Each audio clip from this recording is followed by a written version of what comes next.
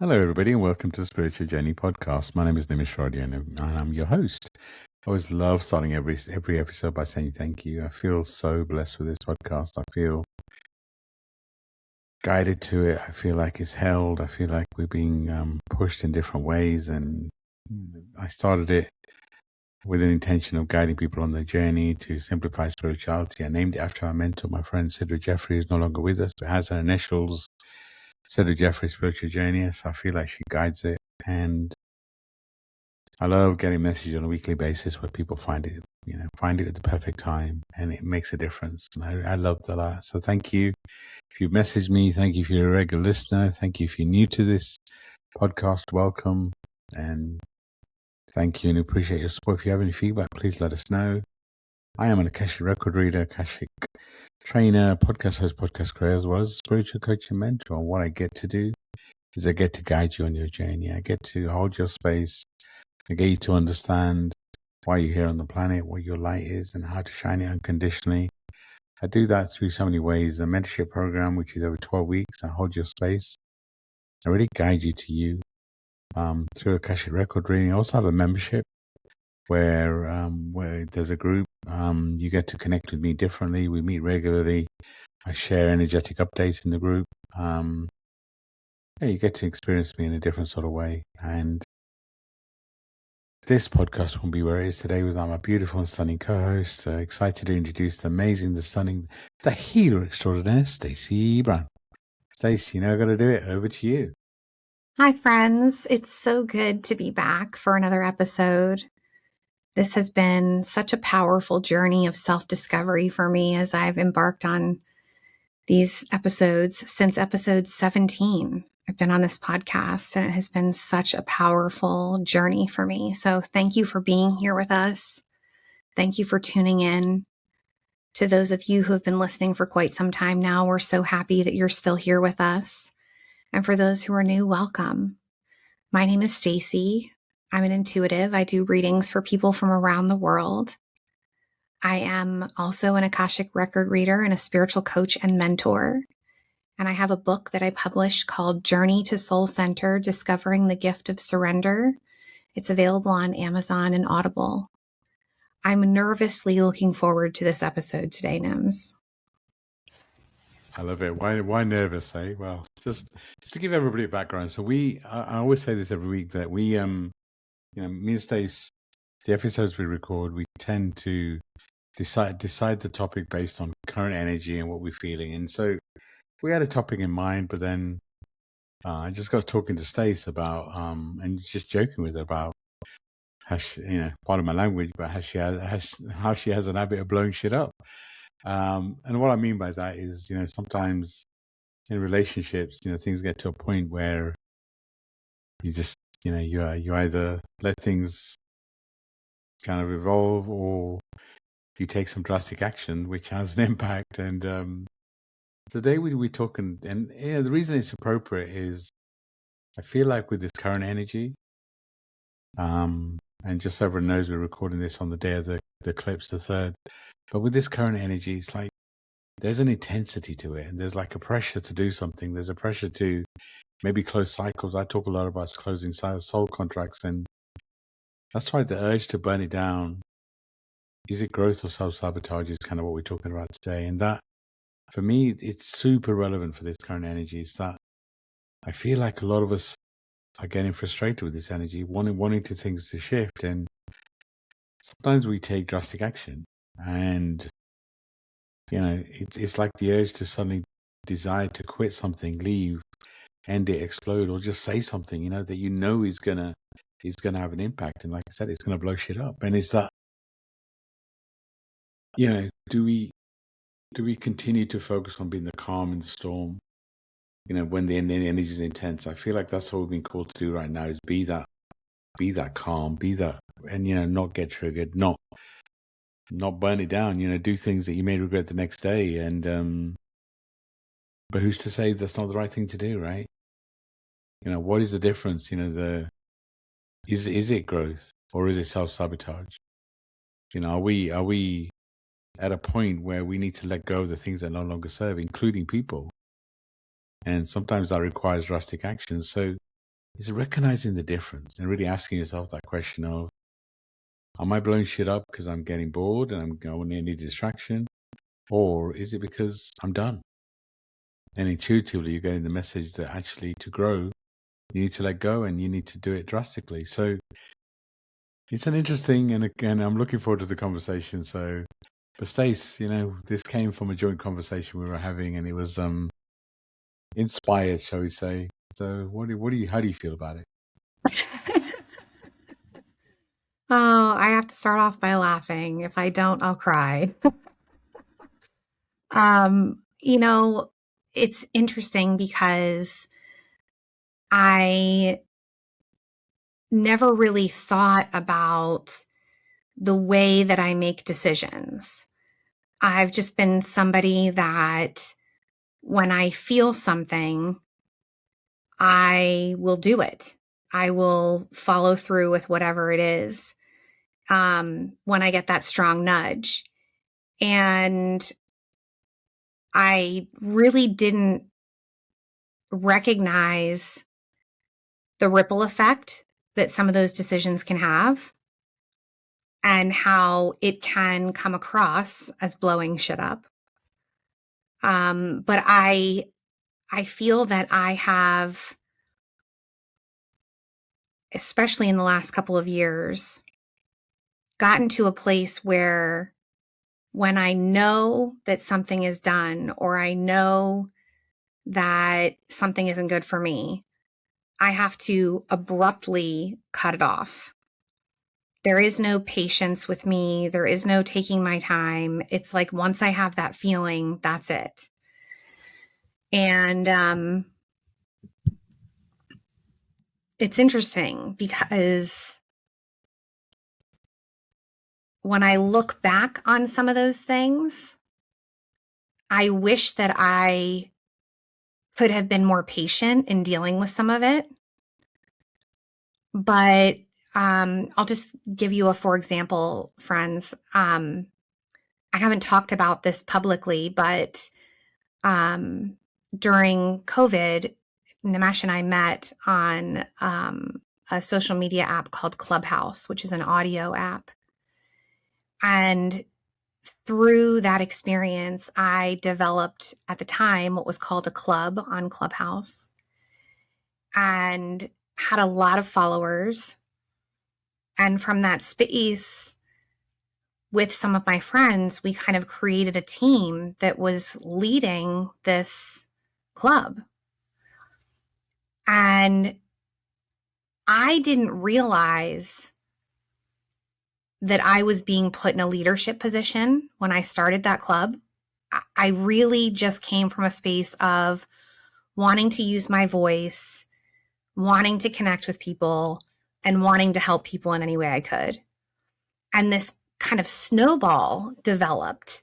And all of a sudden, I found myself in a position of leadership with people looking to me for answers and wanting things to be done a certain way. And Nims, it was weird because there started to be some tension among the group.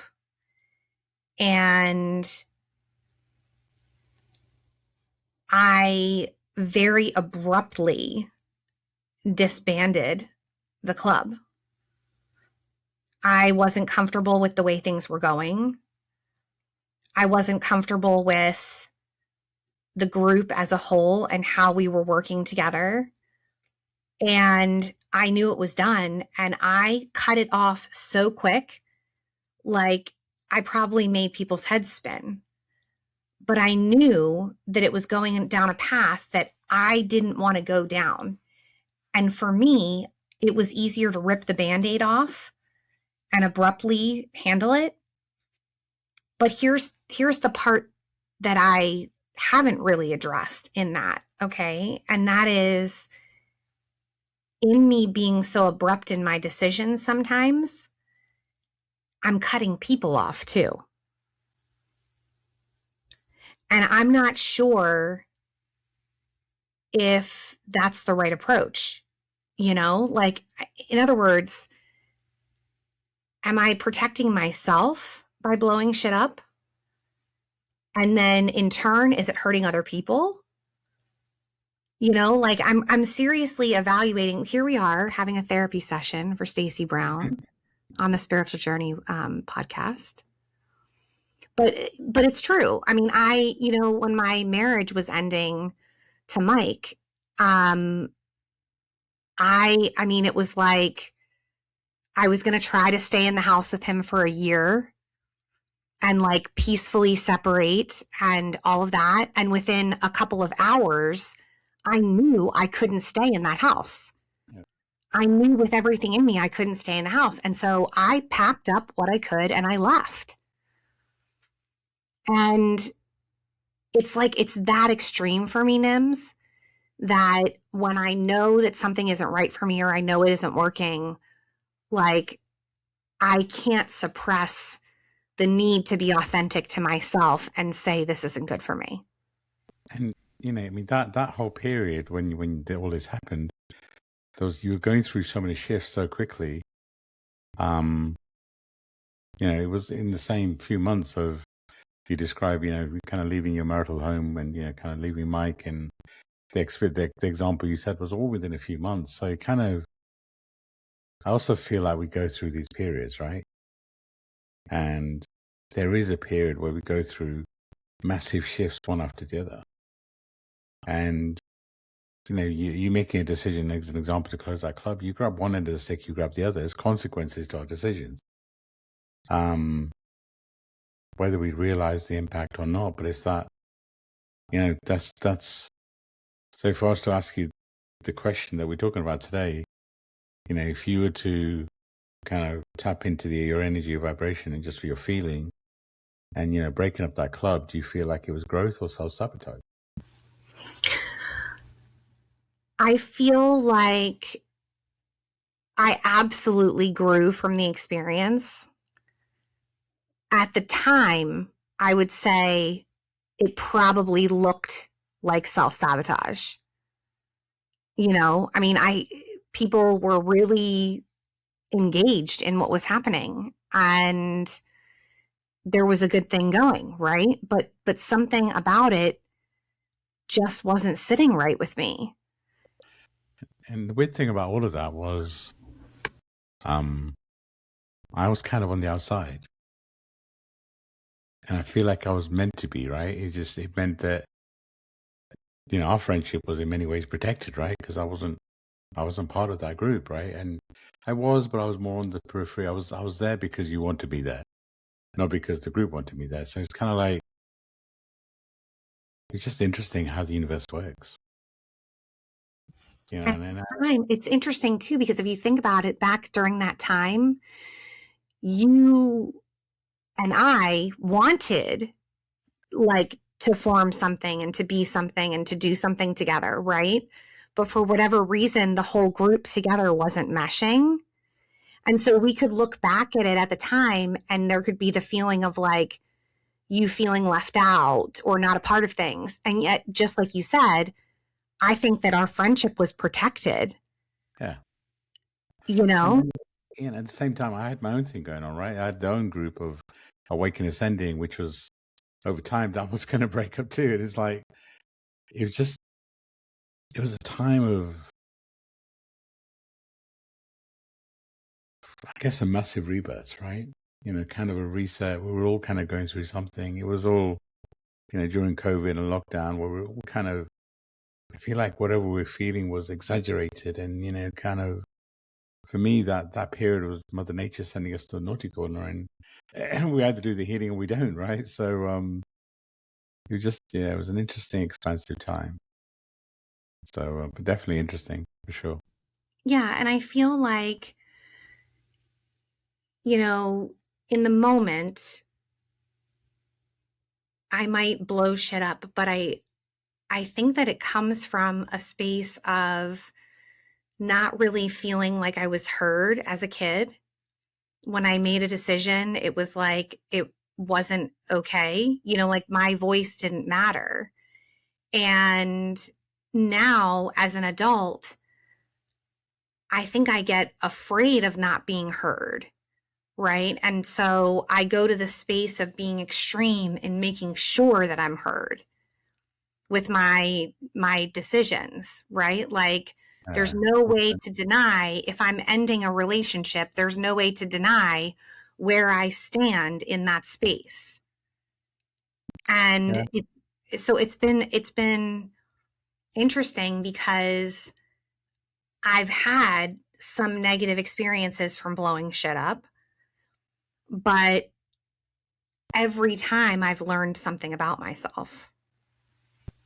And that's the journey we're on, right? I mean, I'll give you energetically. I don't have the energy of blowing shit up, right? That's I come across as quite calm, kind of. But if I look at my relationship journey, there's many relationships where I probably walked away too soon. I haven't got to the end of it, and I had a feeling that this was maybe at times it was going to be too much like hard work, and I'm like, you know what, I'm just going to try something different. But I remember there was one relationship where I actually got engaged, and I was kind of determined in that relationship to let it come to a conclusion. And there was a lot of reasons why I kind of felt that wasn't going to work. I nearly moved to the US as part of that, and I decided against it because I didn't feel that we had a strong enough foundation to move to the US.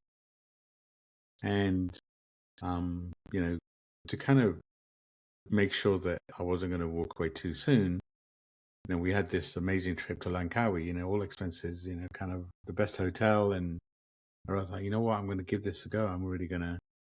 And you kind of knew then it wasn't, but it kind of took something pretty major. I mean,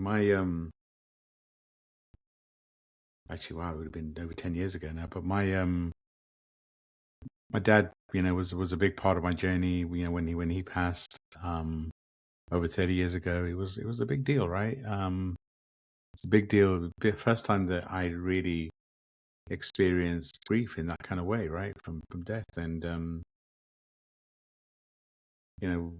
we were planning a religious event to mark his anniversary. I think it was his 20 years. And my family, the way they were and the way they knew I traveled and stuff, I have 4 brothers, 4 sisters. There's a lot of us, but they basically reached out to me and said, all right, here's some dates. We want to kind of remember this day. Let us know what works for you. And I picked the dates.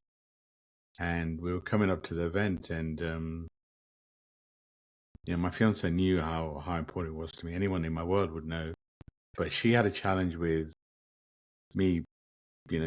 She wanted me all to herself. She didn't want me part of, as a friend group or being part of my family. And my family are a big part of who I am. So, especially my nephews and nieces. And she knew this was important to me. And yet, on the week of this event, she's like, well, sorry, I'm not going to be able to make it. I've been invited to a wedding in Glasgow. I'm like, well, whose wedding is this? You've not mentioned it. She's like, yeah, somebody I haven't met for a long time, but they reached out last minute because, they just, I don't have many people going. I'm like, wait, really? And she was like, yeah. And then I was like, you can't, the whole family have planned this around our dates, right? You confirmed you can make it. She's like, well, I'm not going to go. And I just thought, okay, fair enough. You don't go. And actually, her dad rang me, and he's like, I'm really sorry, because they were coming too. And he's like, I can't come now. I'm like, of course you can. It's the March 20-year anniversary of my dad passing. Of course you can. And in the end, he went and drove to Scotland from where we are, which is a 6-hour drive, picked her up, and brought her to this religious event after this wedding, just so that at least you can pop in. But that was the final straw. There's so many signs leading up to it. I knew that we weren't right for each other. I knew, but I was so determined to see this out to the end that and make sure that. And now I'm in no doubt that soul contract was done. I mean, she, we were talking lots up to then that this is not working, and maybe we should leave. But she was so annoyed, so angry that that it was almost like a shock to her. But then we've been talking about it for a while, so I guess my approach is generally different. I calmly blow shit up. I'm like that silent assassin. I've said to Stacey quite often, many times that, once I cut somebody off, I cut them off. I give somebody so many chances, and I love unconditionally, and I trust very quickly. But if you abuse that trust, then it's really, and is that harsh? Maybe. I don't know. There's just a knowing when something's done, it's done. And I guess this is why this conversation is interesting, right? And to ask you, the listener, what's your approach? Do you have an urge to burn? Again, part of my language, to burn shit down. Do you do it because it helps you grow, or is it a self-sabotage? Is there something in your world right now that you really want to burn down? And if you do, is it going to help you grow? I mean, Stacey said that every time that she's burned stuff down, it's helped to grow, it's helped to learn. And I whatever we do, I feel it's going to help us grow. But it's just an interesting time where it is so intense, and sometimes it brings up some deep healing, and sometimes the nervous system is feeling disjointed, but then you've got to look at the difference between expansion and dysregulation, right? And sometimes we're bored. This period where it's felt like we've been in a holding pattern, waiting for something to happen, if we all know it happened. The planet's in chaos, right? There's so much going on. But we also know in our own journey that something's happening, something's going on. And, it's just, we're still in this phase of completion. I feel like the year of the fireworks, everyone's like, oh my God, okay, the year of fireworks, now everything's going to shift. Not like a light switch. We don't switch it on and all of a sudden everything shifts. It sometimes feels like slow progress when there's a lot of work happening in the background. So, let me ask you that question, Stacey, again. It's just, how, in this moment, in this version of you, you've been through so many shifts, and how do you decide when you feel like burning something down? How do you decide if it's the right thing to do, whether it's growth or it's self-sabotage? It's probably not good to admit this, but I don't usually know until after the decision's been made. And I think it's because I'm trying to live from a space of being as open and authentic and pure to myself as I possibly can be. And so when I have that moment of that impulse, I follow through with it, whatever it is. And then my attitude is, I'll let the chips fall where they will. I believe that living this way can be kind of risky because you don't necessarily know what the outcome's going to be.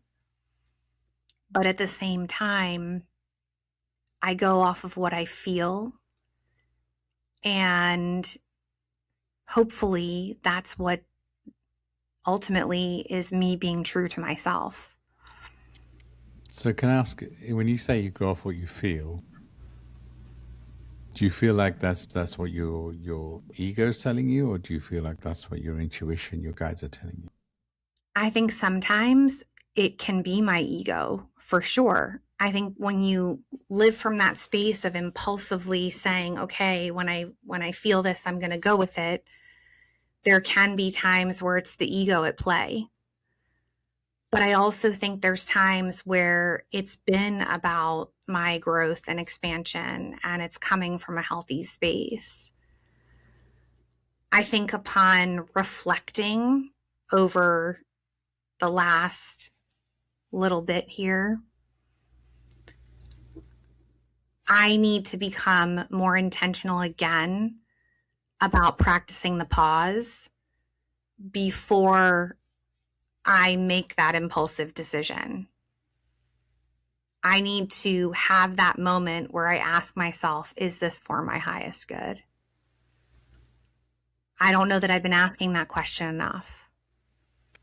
Yeah. I mean, I remember the day that you decided to leave your marital home. It's really interesting. It's like me and you, in the connection we have, if you're going through something, I'm normally available, right? But just so happens in the corporate world that day, I was in an all-day meeting.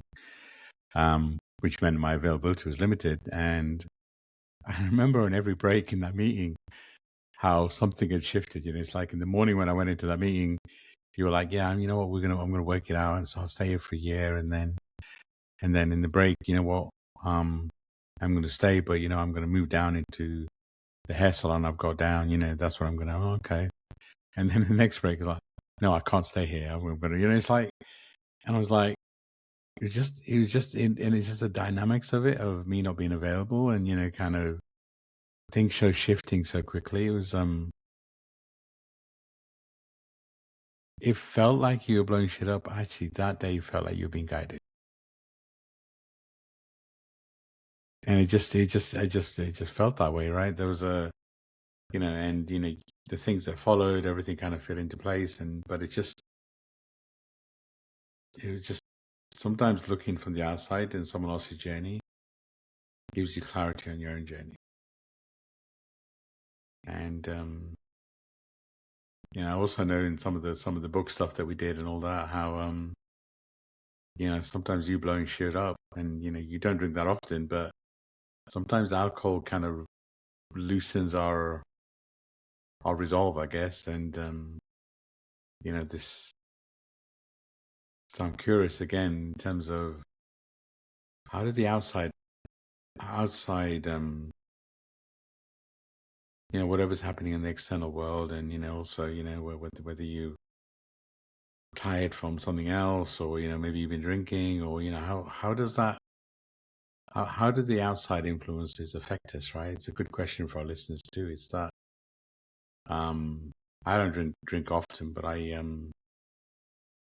know when I do that I'm probably not going to blow. I'm probably very sensible. I drink to a point where I don't lose control. But and I don't know where that comes from, right? Maybe there's a part of me that likes to to kind of not lose control, right? But yeah, it's just interesting when you start to look at the dynamics of how external things matter, right? And trauma is an example. Sometimes trauma patterns that we've been through, they crave rupture over repair, right? They just it's a trained behavior. Our inner child comes out, and we get angry, and we don't want to repair. We want to break. And I wonder how much what you've been through as in your life, Stacey, how much of that does influence your need to rupture over repair. I think it's a huge part of it.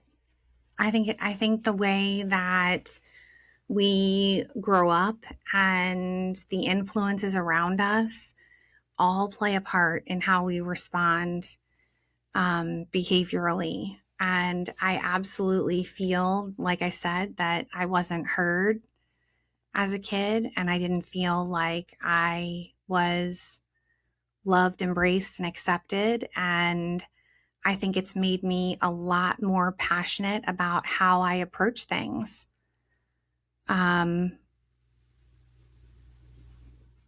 I think there are times where I have knee-jerk made decisions and regretted them, for sure. I absolutely feel that's happened. But for the most part, I feel like I'm being guided. And when I feel like something's done, I go with it. But there have been times where I have, let the better of things get to me and done stuff and thought, oh my gosh, like, why did I pull the trigger on that? And it's interesting because I feel like in some ways I've gotten better about like pausing and not knee jerk making a decision. But then in other ways, I feel like as I'm getting older, it's getting worse. Like I know more of what I want and what I don't want. And that's powerful, right? It's I look at some of the major decisions in my life and the external reactions. Like when I broke up on that engagement, and ironically, it's the time when I really connected with my mentor, my friend Sidra, and it kind of I got really involved in the work that she was doing, and I remember my family thinking that I was joining some sort of cult because of what I went through with my ex, and I remember for me, I was like, no. I remember my sister attending one of Sidra's events, and in a break, Sidra before the break was talking about soul families, and in the break, my sister went to her and said, "Well, Nims has a big family. He has a loving family. Why does he need a soul family?" And Sidra went into it and kind of explained the difference, and kind of energetically, the soul family holds your space differently, right? Especially when you're in the spiritual journey. Sister still didn't understand, and Sidra being Sidra after the break, she went on stage, and we obviously had an agenda or whatever, but she went totally off script and said, "Had a great conversation over lunch. I talked to Nim's sister, and this is what and she went off for an hour about talking about soul family." But I still feel my part of my family feels like I was probably consumed and led astray, but I don't feel that at all. It's just another example is when I left the corporate world. A lot of people say, "Oh, you were brave," and I didn't feel brave. I just felt like it was a no-brainer. It didn't even feel like a decision. Again, I'm sure my family and they said less to me about it, but I'm sure they were thinking, well, why can't Nim stay in the corporate world? Why he does this hobby? They kind of sometimes see it as a hobby, and it's interesting how your external world reacts to you making big decisions that may look like you're blowing your world up. I also feel, and this is where I'm going to come to you, Stacey, is it's our expectations of where we feel we should be in life. I feel like sometimes puts pressure on us. I know that. I mean, some of these episodes, I kind of somehow feel that they kind of go in line with what's happening in your life. But it's like, you had an expectation that you got engaged, you were going to move to the UK, right? And I see you putting a lot of pressure on yourself now to create a new reality because that reality doesn't exist. So how much do you feel your expectations of where you feel you should be influence you and influence everybody? Probably a huge part of it, right? When you think that you're supposed to be in a certain space and you're not, there can be a feeling of being extreme and feeling frustrated. And yeah, I mean, I thought I was moving to the UK. I mean, it's another example of me blowing shit up. Like, I knew that I couldn't move to the UK, but I didn't figure that out until I had already applied for a visa and sold most of my belongings and, moved out of my condo and like really gave up my life partially here. And once I was in process, it hit me that this was not going to be the right decision for me, not at this time. And I mean, I pulled the trigger right away. I didn't, hesitate to tell Barney that it didn't feel right. I didn't hesitate to get on this podcast and announce to the world that it wasn't right. I mean, it was like I made the decision and I pulled the trigger, and if it meant stuff was going to blow up, it was going to blow up. But through that process of making some of these rather extreme decisions, there's then the ripple effect of feeling like you have to rebuild your life in some way. And for me, that's been challenging. Like you said, I'm feeling like I should be somewhere that I'm not. And I feel behind, right? Like there's more that I'm supposed to be doing, and I should be here, and it should look like this. And it doesn't. And that's really a tough place to be. It's uncomfortable. It's very uncomfortable. I'll tell you, looking from the outside, some of the conversations we had leading you to make that decision. I don't feel it was sudden. because there was, you were kind of coming, but it's interesting, and the reason I say it is I feel like it'll help the listener to sometimes these decisions, like me leaving corporate, felt sudden. But if you'd asked me a year ago, I knew that my time at corporate was coming to an end, and it's just so for the listener, go back to those decisions which felt dramatic. If you were honest with yourself, were they that dramatic? But going back to that question on expectations, I feel like that's when we blow. When we're unhappy with our environment and it isn't where we expected it to be, I feel like that causes us to, whether you want to call it, blow things up or the urge to burn it down, because we expect it to be somewhere different. And that's where I feel like a lot of people are facing today, is that there's an expectation that we're going through a shift, and Chinese New Year, and Year of the Snake, and we've shifted so much, and that's going to lead to massive change, and all of a sudden we're going to feel different. And when you don't feel it, right, all of a sudden Chinese New Year comes, and all this, everyone's saying this is the most important time, and you don't feel different. It's like you start to get frustrated with life, right? Maybe you even start to get bored. Maybe the dramatic change, you want to shift something. It's just an interesting time, but I do feel like if we, Stacey was talking about practicing the pause, I do feel like that's, those type of techniques are really important right now. Just as humans, our primal teachings are we react, right? If you're attacked, you react. If you feel like your expectations are being met, you do something dramatic. But when you pause, when you do the work, when you do the meditation, time in nature, it gives you a much more solid base, and it gives you an opportunity to respond instead of react. So when you pause, you just breathe and you give yourself an opportunity to respond, and you can respond from a more loving space. So I feel like that technique is something that would definitely help us right now. And in the example that Stacey was talking about, a good question to ask, if you're in a space that's uncomfortable, is it that the space doesn't fit anymore? Or is it that you can't tolerate the discomfort anymore? Because maybe that helps, right? If it no longer fits, then you can do something about it, and you can do it gradually. You can't tolerate the discomfort. I feel like that maybe is going to drive you to do quickly change.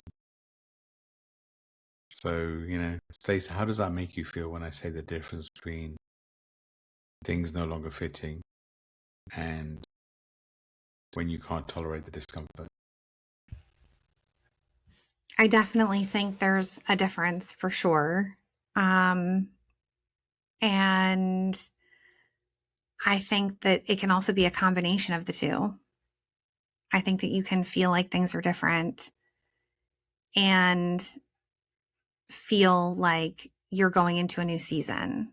And I would say, regardless of what the reason is behind what you're doing, I think that practicing the pause is super important, and being intentional so that you can evaluate exactly what's going on, right? Like, are you avoiding being uncomfortable? Are you avoiding things that might otherwise help you in your growth? I don't know, Nims. Like, sometimes I wonder if I make decisions the way I do because if I think about it too long, I might not be brave enough to do that scary thing.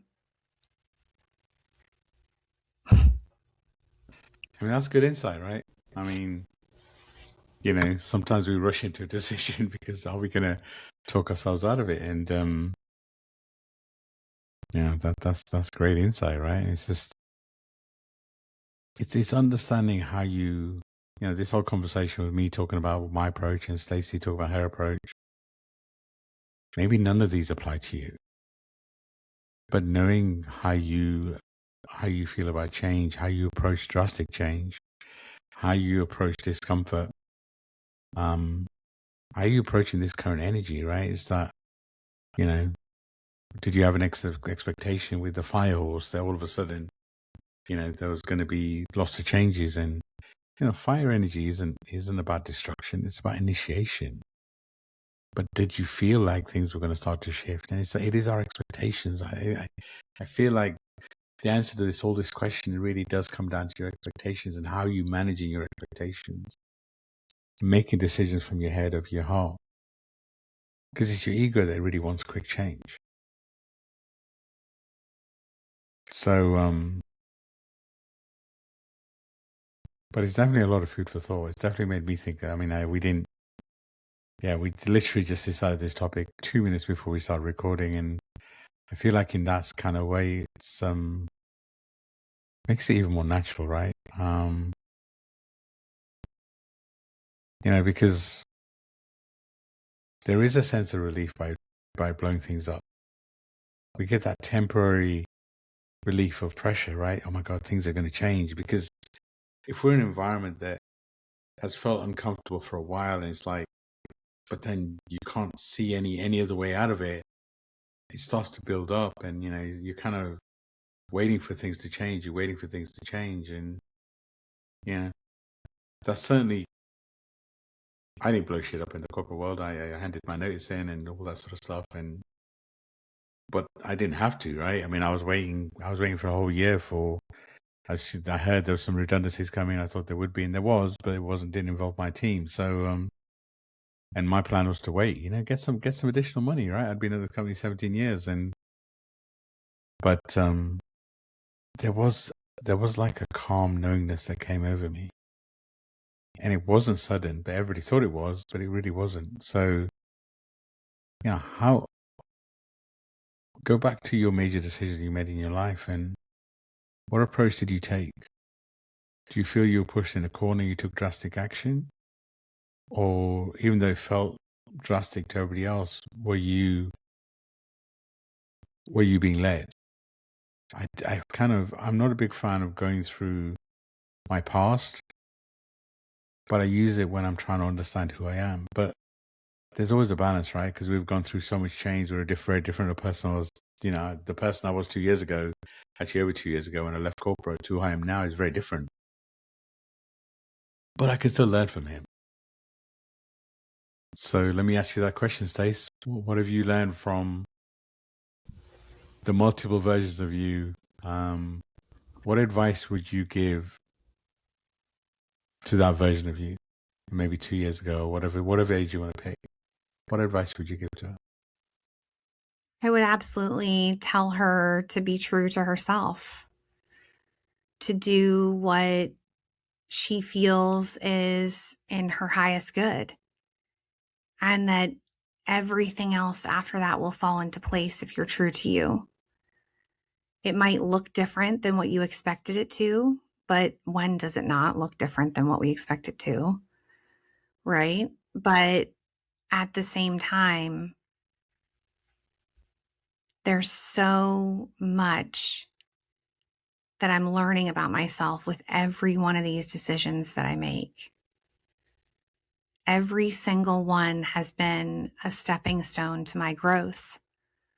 Whether I've blown stuff up and it's had a negative impact or a positive one, it has still been a stepping stone to my growth. It has still been something that I can reflect back on and know that I've learned something from it. And I think if nothing else, like that's what we're here for, right? Is to go through the process of learning the lessons and integrating them and bettering ourselves. And I absolutely feel that there have been moments that have been super challenging, but I feel like I've learned so much about who I am through that process. Yeah, I mean that's kind of wise words. It's this period, and I feel like what's a really good thing to do is to look in the mirror and have an honest conversation with yourself. How do you really feel? Because I feel like we blow shit up when we've been pushing how we feel down. When we've been suppressing our truth, almost kidding ourselves that this is what we want. I feel like our psyche has a habit of keeping us honest. So have an honest conversation with yourself. How are you feeling right now? What are the parts of you that you're pushing down? Well, what are you and if you are feeling like you need to make a dramatic change, well, tap into the energy. Is it coming from your head or your heart? Asking yourself, what are you actually trying to change? Being practicing the pause and being conscious and making a conscious choice. That's not always possible, right? I mean, I look at the examples Stacey gave and the examples I gave, right? It's just are they good or bad? I often get asked, would I change anything? And I really wouldn't. That doesn't mean I don't feel like I made mistakes. It's that I am who I am today because of everything I've been through, right? So, it's that. Are there things I still want to change about me? Yeah, of course there is. But I wouldn't be this version of who I am today if I didn't go through those things. So, Stacey, let me ask you that question. If you could change things about your journey, your past, would you? And what would your advice be to our audience about that question? It's such a loaded question, because I wouldn't be the person that I am today or had the experiences that I had if I were to change anything. I think for my kids' sake and my family's sake, there are things that I definitely wish that I could change.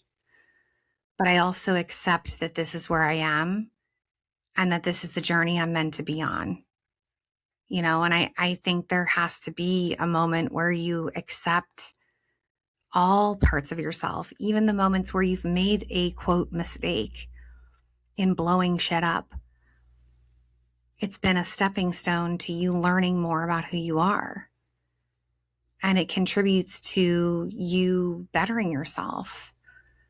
So it's hard, Nims, because there's things like that would have been easier had I done X, Y, and Z or what have you, but this is where I am. I feel like this is where I'm meant to be. Isn't that powerful? This is where I am and this is where I'm meant to be. It's an interesting time for humanity. It's an interesting time for the planet. It's an interesting time for our souls, and just but I always encourage people to look inside for your answers, because it's like we're in this age where ChatGPT, AI, whichever AI or Google is such a big part of. We're even talking to our friends, and it's like we have so much knowledge inside of us. We know ourselves better than anybody else. We know ourselves better as an essence, as a soul, as a spirit, as well as a human. So, I just ask you before you burn it down, ask yourself, is this your truth rising or your pain reacting? Sit with that. Is this your truth rising or your pain reacting? Because real growth doesn't need to be destructive to prove itself.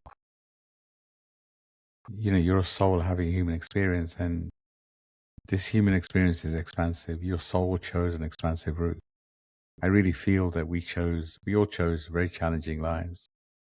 And, your growth, your journey you're on, you're meant to be here. You're meant to do something that's never been done. And it's just, what if everything you've been through, whatever would look like a mistake, has been training you for whatever's coming next, been preparing you? So Stacey, any final bits of advice before we close? I would just encourage you to reflect on your journey and ask yourself, how do you make decisions? Are you coming from a space of pausing and being introspective? Are you knee-jerk making decisions and blowing shit up? How are you handling things? And really taking a closer look at how you're doing that and seeing what approach you have, and then asking yourself, is it working for you? Right? Is how you're acting or reacting working for you? And if it's not, what do you need to do differently? I think this is a powerful time to be reflective and to dig deep and really evaluate how you've handled things in your life. Maybe you have been abruptly making decisions, and this episode gets you to recognize that something needs to change. There's nothing wrong with that. No matter where you are on the journey, you are learning more about yourself today than what you knew yesterday. So take this and integrate it and give yourself some time to reflect. Love it. Wise advice. And the other thing I'd point out is, look, we can't go backwards, right? The version of you that maybe, made those decisions, and, maybe there's a part of you wants to go back and, I wish I could, because we look at things with rose-tinted glasses. That version of you doesn't exist anymore. The version of you that's in front of you is the only one that's there. So embrace him or her, love him or her, and from there, decide what you want to do. I love this conversation, Stacey. So, it's kind of like a impromptu, unplanned, and none of it is ever planned, right? But it feels very channeled, very, very appropriate for this current energy. So, thank you for co-creating. And just a reminder, if our voices resonate, if you're ready for guidance, for mentorship, then reach out. You can book a free discovery call jointly, individually. I have a promo right now where I'm including Akashic training. I plan to increase prices in April. So if you've been thinking about mentorship, now's such a beautiful time with so many shifts going on, which is why I've added in Akashic training. I wanted to add a modality. Also have a beautiful membership, which is a safe space to grow. And as Stacey has a Facebook group, which again, you can find on a profile, etc., and the rest of it. But if our voices resonate, it's the simplest thing for me to say. If our voices resonate, then book a free discovery call, and maybe we're meant to guide you. This is a challenging, interesting time. We're sending you so much love and light. I truly hope you feel the love and our intention with these episodes. We're sending you so much love and light. Thank you, Stacey, for being part of my journey and being my friend and being, kind of nudging me along. And I'm excited to see whatever the future holds. Love and light to everybody. Bye for now.